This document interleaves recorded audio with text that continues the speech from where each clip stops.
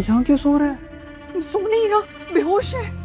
बेहोश कैसे हो सकता है? गले में ताबीज है ना इसके। ये बातें बाद में हो सकती हैं असद, अभी उसको उठाओ जाकर।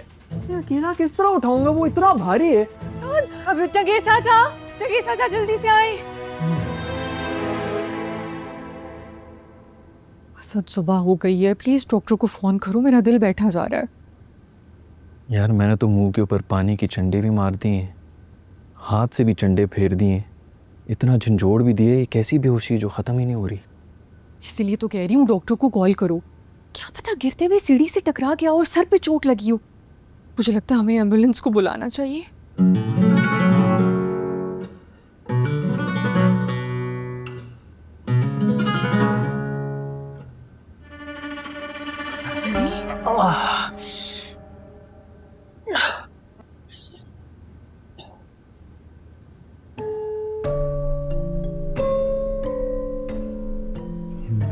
मैं यहाँ तक कैसे पहुँचा? अली तुम हमें बेहोश मिले थे, सीढ़ियों पर पड़े थे, हम उठा कर लाए तुम्हें यहाँ पर। तुम ठीक हो? भाई मैंने अब्बा जान को देखा। अब्बा जान? मैंने ख्वाब में देखा कि मुझे अब्बा जान की आवाज आई, जैसे वो मुझे नींद से जगा रहे हो। जब मैं उठा तो मैंने देखा कि अब्बा जान वहां पे दरवाजे के बाहर खड़े हुए हैं। ये तुम्हारे कमरे के दरवाजे पर? जी भाभी। भाई फिर उन्होंने मुझे बाहर निकलने का इशारा किया। मैं उनके पीछे बाहर गया और वो सीधा मुझे उसी कमरे के बाहर ले गए। वो बंद कमरा जो किचन से सीढ़ियां उतर के सामने है, वो वाला? जी भाई। जैसे मुझे कुछ बताना चाह रही हूँ, लेकिन मुझे उनकी आवाज सुनाई नहीं दे रही थी यार। बोल रहे थे लेकिन तुम्हें आवाज नहीं आ रही थी। अब्बा जान म्यूट पर थे? था नहीं भाई, लेकिन मुझे उनके अल्फाज सुनाई नहीं दे रहे थे। फिर वो अचानक उस कमरे का दरवाजा खुले बगैर उस कमरे में दाखिल हो गए। मुझे जोर का चक्कर आया और मैं गिर के बेहोश हो गया। तुमने जरूर कोई डरावना ख्वाब देखा है यार। ड्रामना ख्वाब? हाँ, अब्बा जान डरावने तो थे। अगर ये ख्वाब था तो फिर मैं आप लोगों को वहां सीढ़ियों में बेहोश पड़ा हुआ कैसे मिला?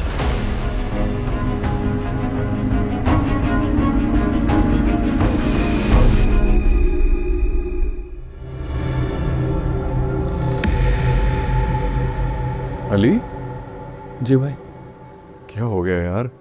इतनी जल्दी उठ के थोड़ा और रेस्ट कर लेते। मैंने नहीं है मौके।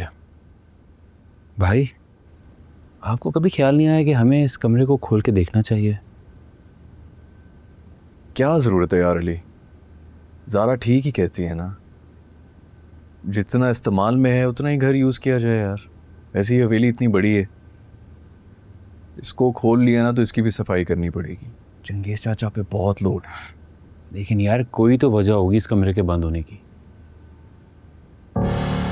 और भाभी बता रही थी कि जब आप लोग इस घर में आए, इस घर के सारे कमरे खुले हुए थे, सिर्फ यही कमरा बंद था और इस कमरे की चाबी गुच्छे में भी नहीं थी। पता नहीं यार अली, जैसे जैसे इस हवेली में वक्त गुजर है ना, यहाँ की पूरा असरारियत में इजाफा होता जा रहा है। मैं कुछ अर्ज करूं सरकार? जी चंगेज चाचा बोले। बड़े सरकार जब बिल्कुल तनाव होते थे एक डायरी लिखा करते थे। मैंने उनको कभी किसी के सामने डायरी लिखते नहीं देखा। वो तो मैं अक्सर खिदमत के लिए उनके कमरे में दस्तक दिए बगैर चला जाता था, तो मैंने देखा। मुझे देखकर वो डायरी छुपा लिया करते थे। अच्छा, लेकिन हमें तो उनके कमरे में कोई डायरी नहीं मिली। क्यों भाई?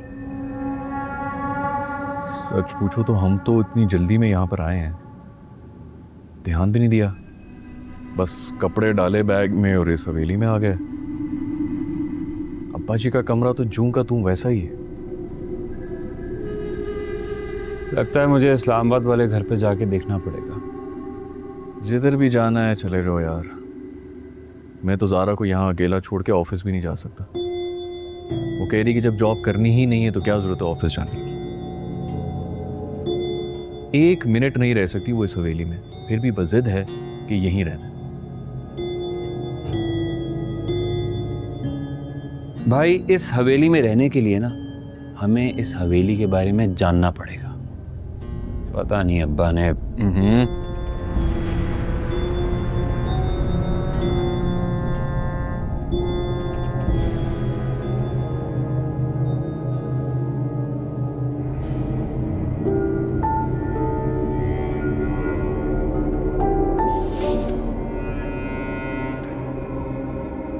मुबारक हो, तारीख तय हो गई। तुम तो 2 दिन बाद आने वाली थी, एक ही दिन में क्यों? तुम्हारी याद आ रही थी इसलिए जल्दी चली आई। कौन सी तारीख तय हुई है? अगले महीने की 6 तारीख। अभी 15 दिन है हमारे पास। पहले तो हफ्ते का कह रहे थे, अब 15 दिन क्यों? वो कबीले के सरदार हैं, अब उनसे क्या बहस करनी, जैसे कहेंगे वैसे करना होगा। ये देखो मैं क्या लाई हूँ।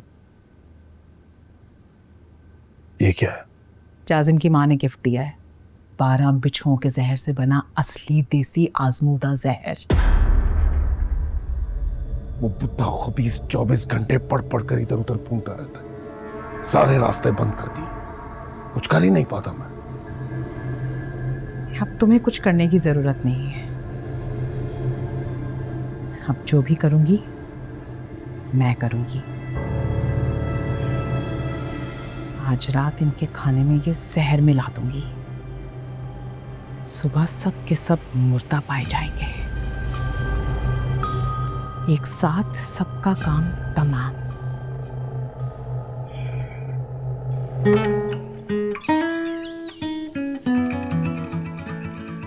क्या हो गया है मुझे? हर वक्त उनके बारे में ही सोचती रहती हूँ। क्या वो भी मेरे बारे में ऐसे ही सोचते होंगे? हम होश भी हैं खो चुके, अपनी खता भी